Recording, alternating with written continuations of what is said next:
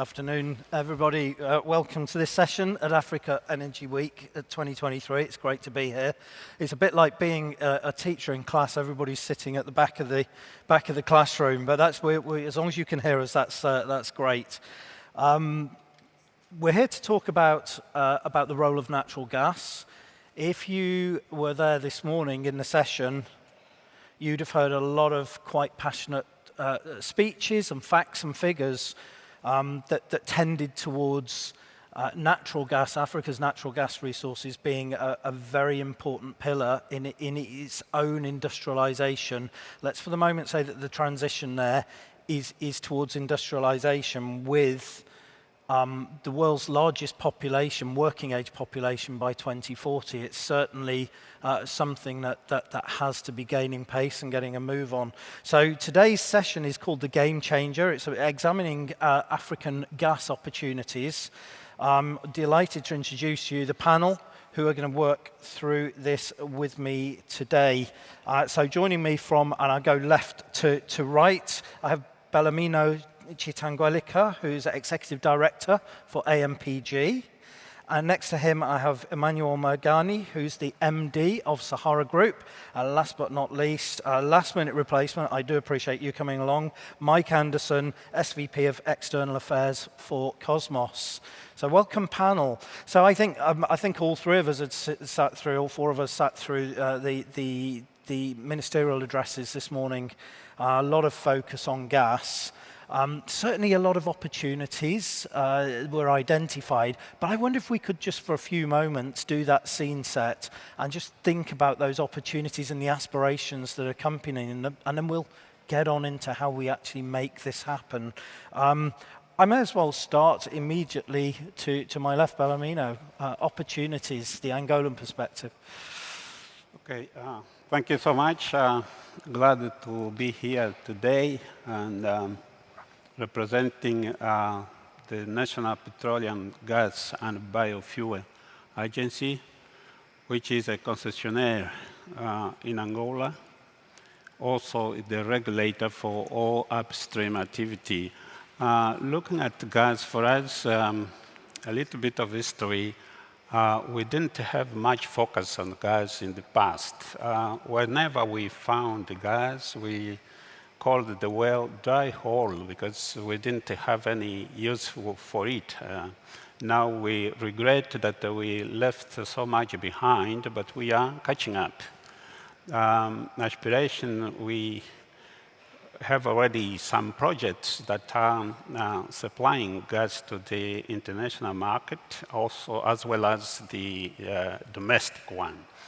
Going forward, we would like, in terms of economic diversification, we want also gas to be part of manufacturing of fertilizers, also to improve, to have an ample supply of gas for the community so that we can alleviate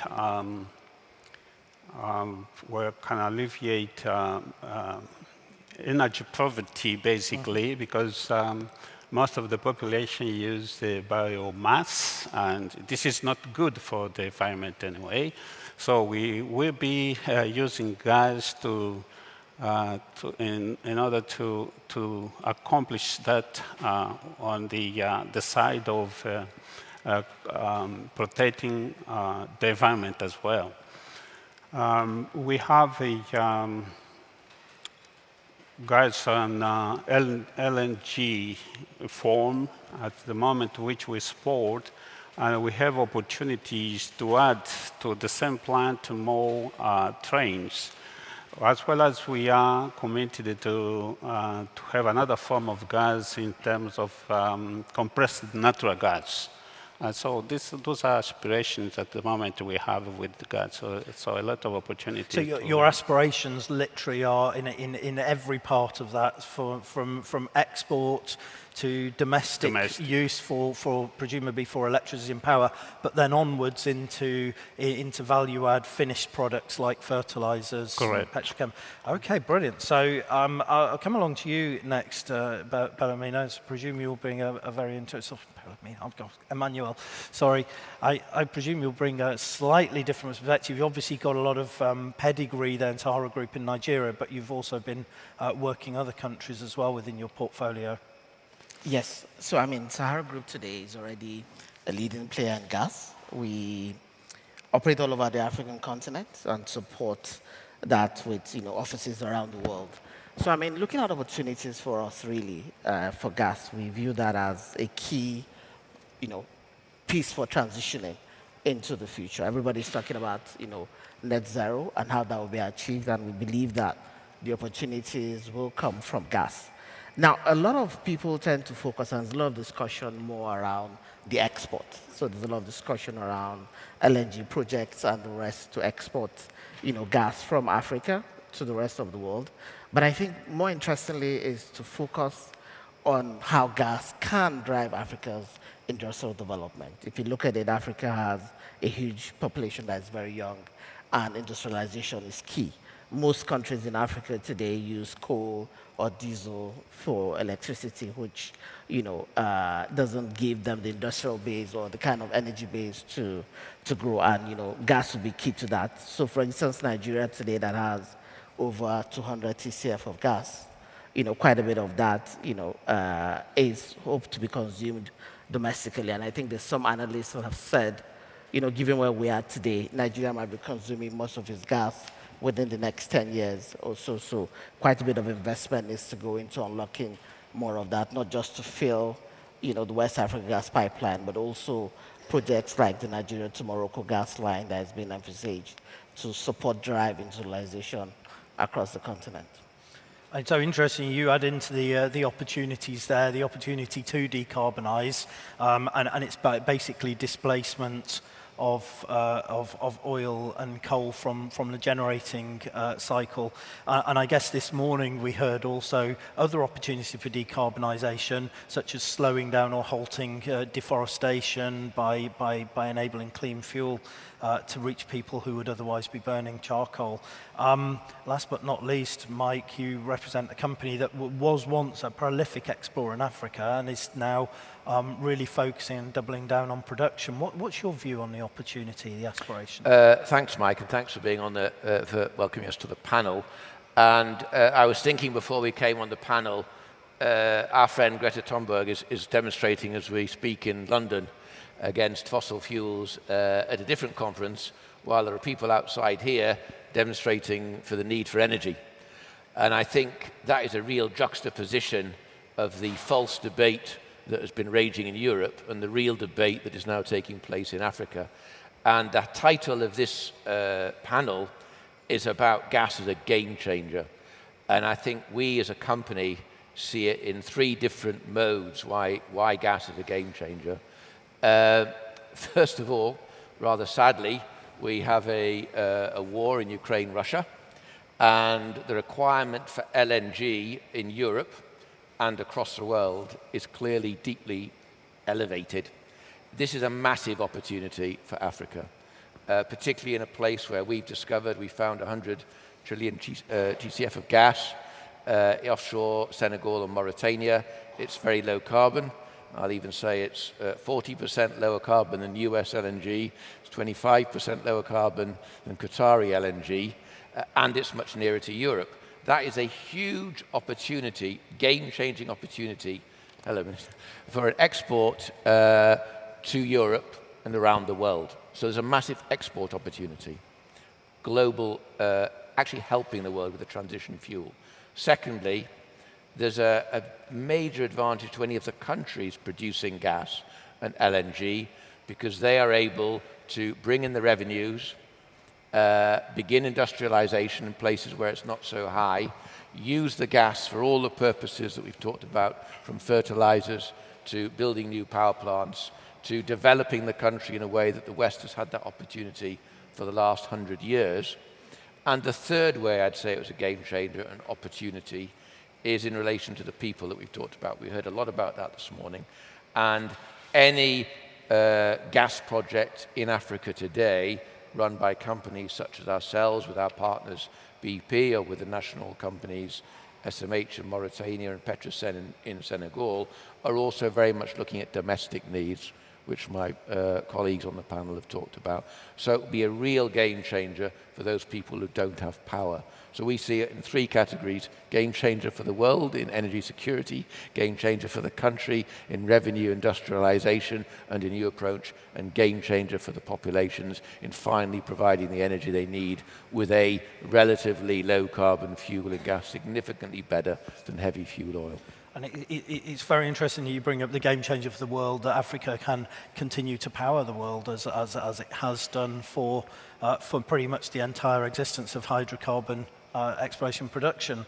And you also brought up the war in Ukraine. Of course, we've recently seen the impact of something even more close, which is the Eastern Mediterranean conflicts now, Israel and Gaza. That's had the effect of, in the short term, but potentially taking off 6 to 9 standard cargoes off the market and preventing Egypt from restarting its exports because they're now... If I may, Mike, there's a diversification issue there at the moment for gas and LNG.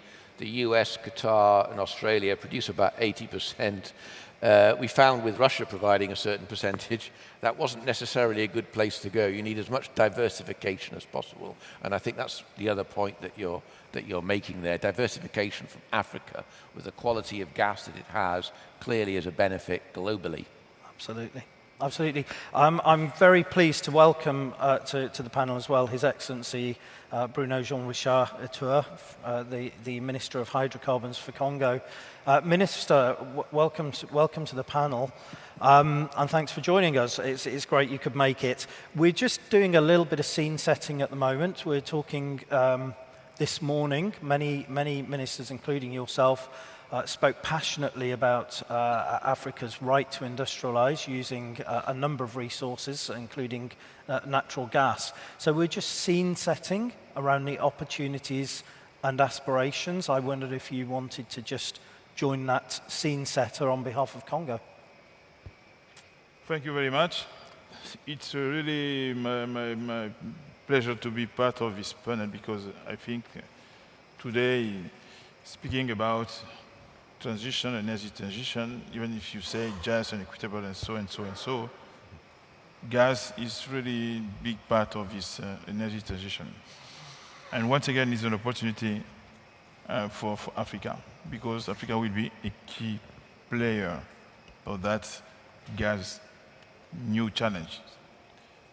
So I think the first thing we have maybe to be clear about the vision we have about gas in Africa. Is once again gas just a new natural resource for exporting to outside market, international market? Then at the same time, African population are missing gas. Is it that the vision? Because we did that for a long time for the other natural resources. Are we going to do the same thing? I'm saying that because we are dealing with that issue now, that topic now in our negotiation with IOC working in Congo-Brazzaville. So the question of the domestic market, I don't like domestic markets as I don't think this is the right word. The issue is not domestic markets. The issue is African market. What would be African market involved as big part? Why not as priority in that new gas challenges? And I was very happy to hear what has been said this morning by President Obasanjo, even just now by Gazprom during the presentation. At the time we're exporting so much gas already, Africa is still missing gas. So it must be clear that we are not going to start again a new process of just exporting and then missing everything in the same time, missing access to electricity, because gas can provide electricity. gas to power is one of the main target issues we have in Congo, especially.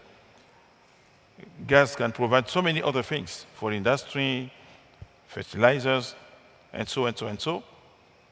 So this is something we must be clear in Africa, and I love the idea of having an African Council for transition and so and so. In my country, the first issue wasn't to develop gas. In my president's mind, and he's really very strongly committed for environment issues, the first issue was to stop flaring gas. We started that in 2007. We had a decree to stop flaring gas. But the companies privately said, we don't have enough gas to develop it to add value, to have plants or units to make LNG and so, even LPG. So from 2007 until now, we have been flaring gas all the time, and more gas. So finally, we decided to use that gas for generating electricity. And finally, we found that the potential of gas in Congo was very huge. Then we have that project we're starting in December for LNG, but mainly to export LNG, not for the market, national market. So now, in the same time, we want to stop flaring associated gas, which was the situation for so long time. And now we have to face this new challenge of natural gas, how to use it for the profit and the benefit of the population first, and then how we can use it also to increase the revenues for the country. So I think the first issue is that one, to have a right vision about that new challenge. After saying that, I think now this is time for Africa to have the best knowledge of the potential in terms of gas. I see so many discoveries almost every year. We have a new player.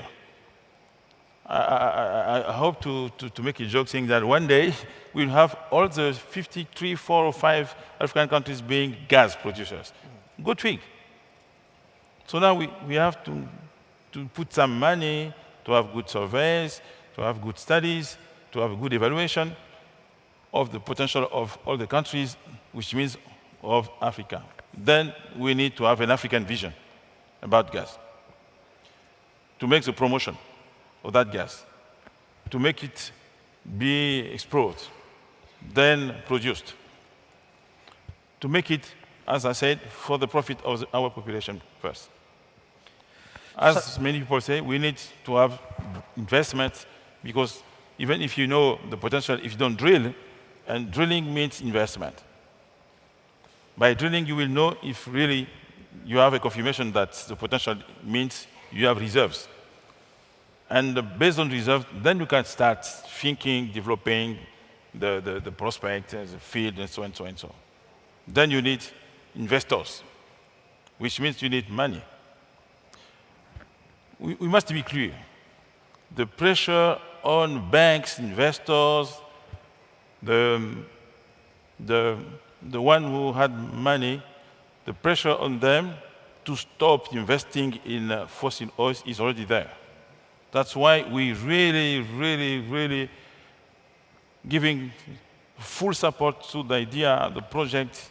It's more than an idea of having an African bank for energy. One day we will miss money for our fossil energy. We will miss money. Even the IOC, they will have maybe not access to money except their own money if they have enough. So the question of financing fossil oil and gas will become crucial and critical. We need new solution, innovative, African one, but maybe, I hope, with IOCs, because they still need to produce, they still need to make money on oil and gas, they're still investing. In my country, they're investing in exploration strongly. So this is a big issue we have for that. After that, yes, we have the big issue of human capital. Okay. We need people, so, well train the right people for gas. It's a new business. It's another business. I'm an engineer. My basic graduation is mechanical electricity and oil. I've been working for 20 years for oil. But gas is another thing. It's another story. It's quite different. So it needs another kind of skills for that. So we need to start right now. We need to have institutes, universities, schools to train African people for gas. This is the future. This is a new future, the new challenge. We need that. And this is I want to stop there. My last comment. We really, I don't know if my young brother, former Minister of Oil and Gas in Equatorial Guinea is here. He has been battling, struggling very, very strongly to have in African infrastructure for gas. We need African infrastructure for gas because we need African market for gas. That will be the way for us, even if the international market is not playing the game, the way for us to have a gas African economy working, because we will be one of the biggest markets in 20 years. So we need infrastructure, pipelines, storages, facilities, port facilities for gas, and why not including oil? That, I think, the basic condition, the basic topics, the basic challenges we need to face strongly, seriously, together, if we want Africa to become really the biggest player. It can't happen tomorrow in terms of gas challenge. So, thank you, Minister. That's a very comprehensive answer that's actually taken us well into the second part of the discussion, which is really good. You've set the scene very well there from the angle of local content, from the angle of an African scale market, and from the angle of how we create the right environment for investment as well and drill. So I'm going to come to effectively the two big drillers on the panel today. So Bellarmino, Mike, do you want to just talk about your views on particularly the market, but also the environment for investment? Yeah, and I think it's very important. There are 4 factors that we think, listening to the Minister, that are critical to be able to develop gas resource. Certainly from an IOC's perspective, you need very good resource, which the Minister rightly says. Let's hope every country has it, but not every country has it. We're fortunate to have it in Senegal and Mauritania, but you do need a really good quality resource. And unless you have that, you have nothing to start with, and you have to have done your work on that. Secondly, you need a very supportive government. We've heard today from all the governments how supportive they are, the right fiscal terms, the right approach, how do you incentivize, how do you do local content. That's critical. Again, where we're operating, Senegal and Mauritania, we couldn't have more supportive governments. But I think the 2 difficult ones in relation to this are, and the Minister referred to, access to financing. African countries cannot borrow at the same rate. They cannot borrow at the same rate as a super major, in fact. And we cannot borrow at the same rate as a super major. That is a big issue. But the one I actually really want to focus on from an environmental perspective is these need to be fresh thinking, new approaches. Yes, and no doubt there are super major friends in the audience, there was a day where you would bring a super major in, they would take 80%, they give 10% to the country. There's maybe another company in there. It's a $20 billion project. It takes 20 years to develop. That's just not going to happen anymore. So you have to be in a completely different space in thinking, both from an African country perspective and from the type of IOC that you want to work with, to say, how do you do small-scale, modular projects, get to market quickly, get to the internal market quickly across the board? How do you do it at low cost, low carbon? What are the real issues at play? We would say we've tried to do that. We've now got the fastest LNG project ever, greenfield offshore, with our project in Senegal, Mauritania, with BP and our NOC partners. But there needs to be more of that, and it needs to be quicker, and it needs to be more nimble, and it needs to be more innovative, to use the Minister's words. And in that project, there is a super major with an 80% stake, is there? I'm not going to say anything again. I love super majors. But there has to be a different way of doing this. There has to be a different way of financing. The minister says maybe an African energy bank, for example. Otherwise, we're just going to get stuck in a bit of the old ways. And super majors are under more pressure to decarbonize than many other areas. And you sort of touched on there another important fact, which is you've been dealing with Mauritania and Senegal, and the two governments have got on very well. And so as you brought that project home, the whole process has been from outside in looks quite smooth. I mean, you had COVID in the middle of it, and you didn't miss too much of a beat. So, I please continue the conversation. Sure. I think I just want to add two things to what he said. I think besides the four factors you've mentioned, it's also important to have the private sector drive a lot of these projects, right? So I mean, if you go to Nigeria, we have the West Africa gas pipeline that has been built, supplying gas from Nigeria to Benin, Togo, and Cote d'Ivoire. It's creating a regional market, but it's today half of the time empty for all sorts of reasons in there, as I said. So it's important to build, have the right kind of private sector participation to ensure that these projects are economical and they, create a return to the country. And one of the reasons why some of this struggle is then the affordability of the end products in the country. So let's say electricity, for instance, right, where a lot of this gas is used to fire thermal power plants. In Nigeria today, Sahara Group on any given day provides 20-25% of the power that is generated in Nigeria. But we're struggling and short of gas. Why so? Because it's kind of it's sold at a subsidized price. So it's you make more money exporting. So then exports are prioritized. Why has government been unable to raise prices for gas locally? And I think they've looked and said they don't believe a market price might be affordable. So it's critical then to drive this that we take market-based principles to to enable that whatever infrastructure is put in place becomes pretty successful. Finally, Angola's view. Yes, I would anchor on the ideas expressed on local content. The nature of these gas projects, as we've seen on oil, they are cyclic, and you don't expect a lot of employment. But if you can leverage with the other type of industries, like Angola is in need of developing the mining industry using gas there. We already spoken about the fertilizers. So basically, it's a leverage to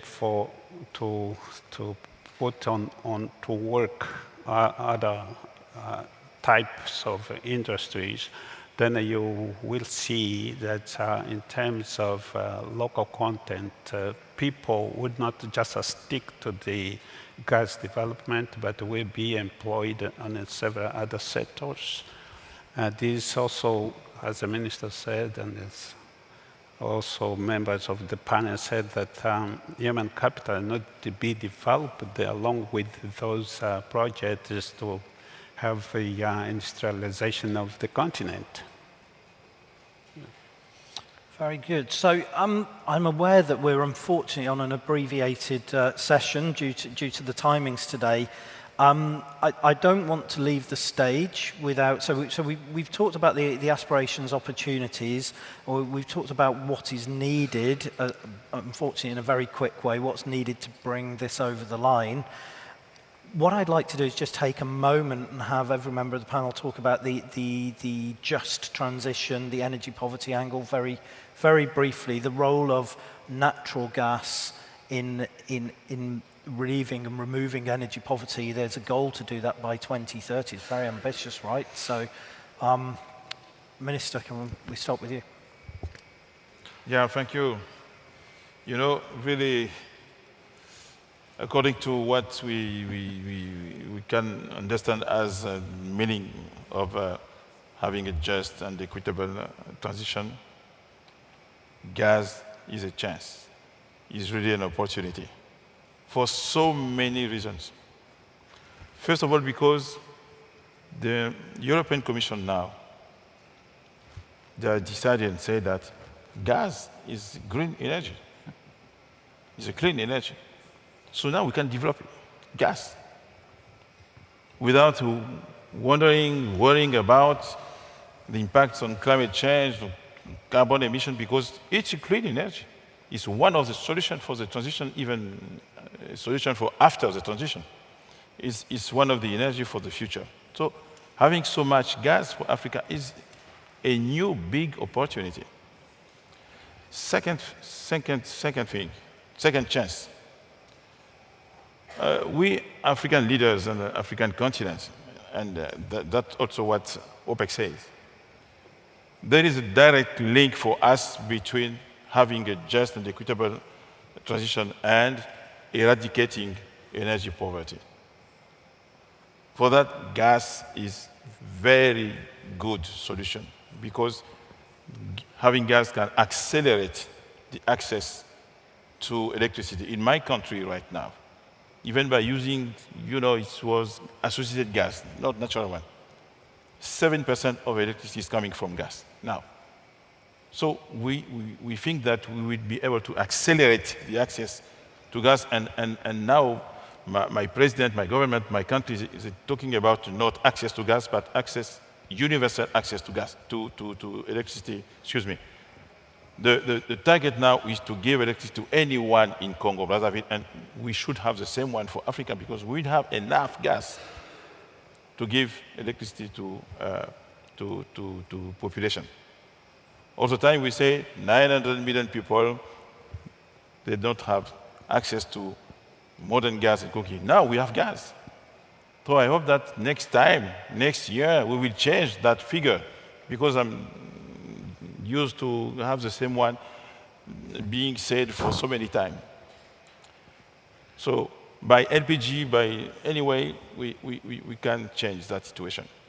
But at the same time,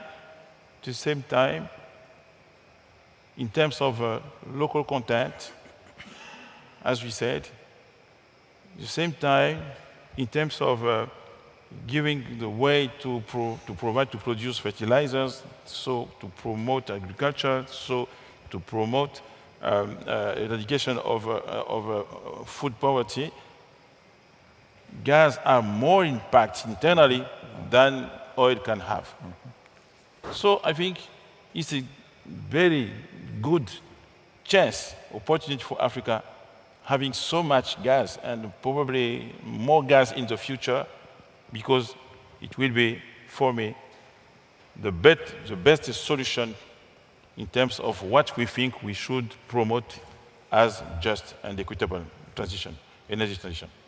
Okay, thank you. Bellarmino?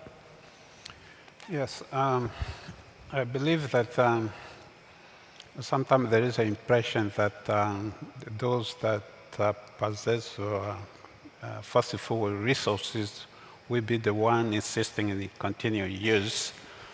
But if you have hydropowers or other sources of renewables, sun, wind, they are very sensitive to climate changes. Any drought can cause you blackouts, like lack of electricity.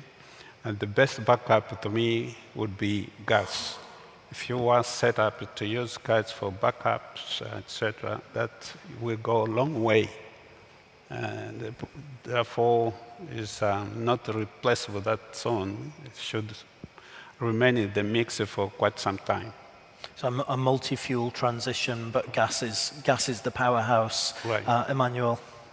Right. Yeah, so I mean, if you look at most of Africa today is really powered by diesel and petrol generators, right? In Nigeria, we have, I think, installed capacity of almost 60 gigawatt of diesel and petrol generators. So simply improving on-grid access to power via natural gas, a simple, effective solution like that is, saves a lot of CO2 going into the environment and puts us on that path to transition. Also using LPG as well for cooking instead of firewood and kerosene. And I think those are kind of the key, more short-term things that we can do on that transition, because everybody tends to be looking out to 2050, 2060 net zero. But I think there's quite a lot that can be done today actually to already get us on that pathway to the transition. And Mike? Thank you. And I think the Minister really said it all, but I used to be a European public servant, and the rank hypocrisy of the European Union in relation to this has been quite extraordinary. We went to visit Brussels and Berlin last year, and they were quite happily saying, well, we'd like to buy your LNG from Africa. Oh, but by the way, Africa needs to go immediately green and straight into green energy rather than using... I think that's changed, Minister. I think we now have that recognition that gas is very much part of the future. And we've just seen that recognized in the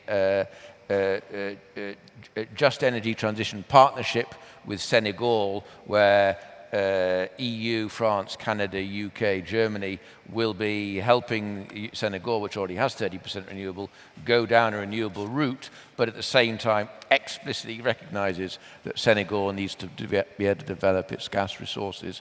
And it would be quite nice for all African countries to have that opportunity. The West, the North has ridden that hydrocarbon-powered escalator to the top of development, turned off the power and said, the rest of you, come on, walk up the stairs if you feel like it, but without being able to be electricity powered through the gas. So I think that is where we would need to use the gas. Thank you. Okay, great. Thanks, Mike. So we're draws to a close this very abbreviated discussion on a really interesting topic, and I look forward to staying connected with this conversation. What we effectively synthesized was obviously it all starts with having the right resource. And then at the government level, not just individual governments removing bureaucracy, but governmental collaboration across countries and ultimately across Africa, that scaling up to create the African market, to create the environment for monetization, not domestically, but also externally, to bring in capital for investments in more industrialization, more growth, improvements in living standards, and the ability for Africa to grow its own local content and do more and more of this work within its own borders, and ultimately energy self-sufficiency to drive the industrialization that is needed to support the world's biggest working population by 2040. I'd like to thank my panel very, very much for joining me today and for their insights. If we could thank the panel, and thank you all for joining us.